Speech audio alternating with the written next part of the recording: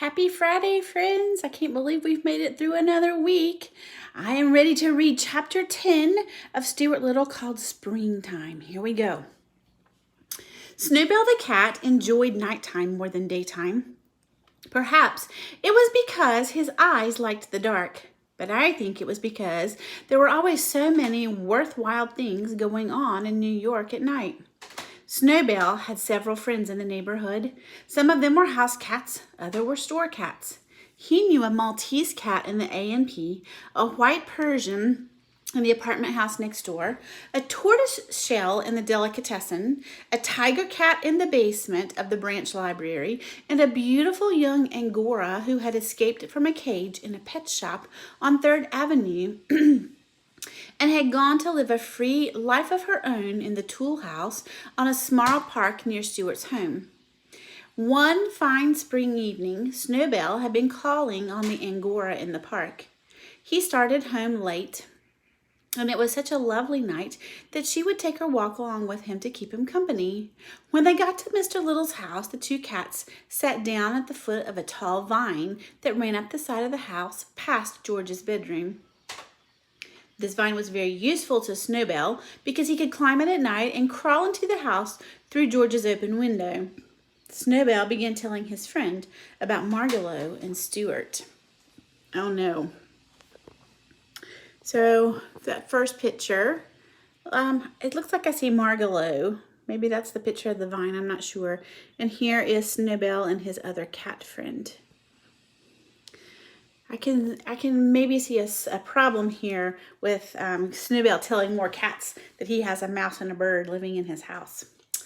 Goodness, said the Angora cat. You mean to say you live in the same house with a bird and a mouse, and you don't do anything about it? Well, that's the situation, replied Snowbell, but what can I do about it? Please remember, Stuart is a member of the family, and the bird is a permanent guest like myself. Well, said Snowbell's friend, all I can say is, you've got more self-control than I have. Doubtless, said Snowbell. However, I sometimes think I have too much self-control for my own good. I've been terribly nervous and upset lately, and I think it's because I'm always holding myself in. The cats' voices grew louder, and they talked so loudly that they never heard a slight rustling in the vine just a few feet above their heads.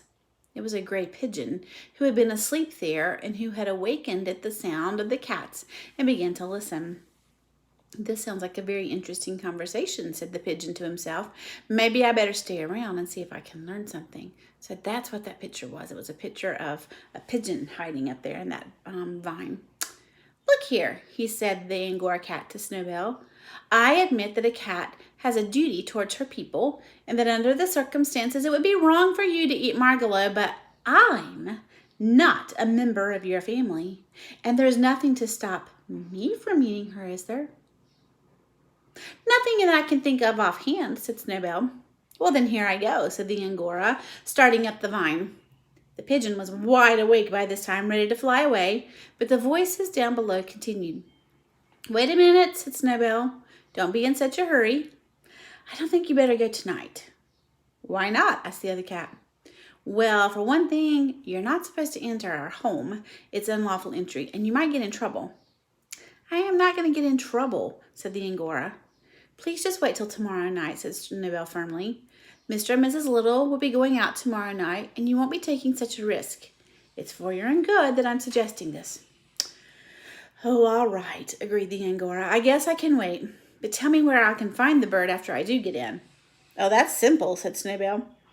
Climb up this vine, enter George's room through the open window, and then go downstairs. You'll find the bird asleep in the Boston fern on the bookcase.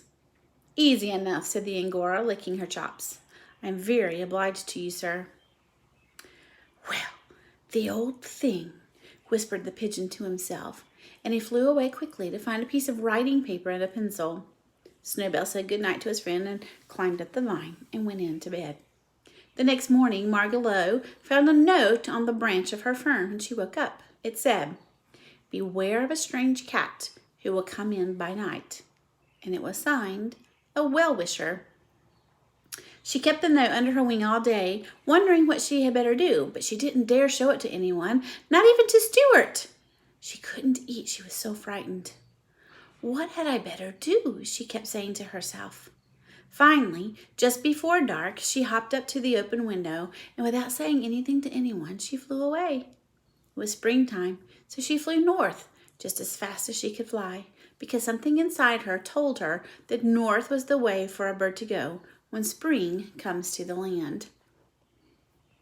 Now here's a picture. There's the pigeon writing the note. And here, I can't really tell in this picture if that's a picture of Margalo flying away or if it's a picture of the pigeon coming in to leave a note. But I think it's probably Margot flying away. It makes me wonder if she's going to come back. Oh, my goodness. And that's the end of that chapter. That was a fast one. All right. I hope you guys have a great weekend, and we will read chapter 11 on Monday and see what happens to Stuart and whether Margot comes back. Talk to you later. Have fun. Enjoy the sunshine.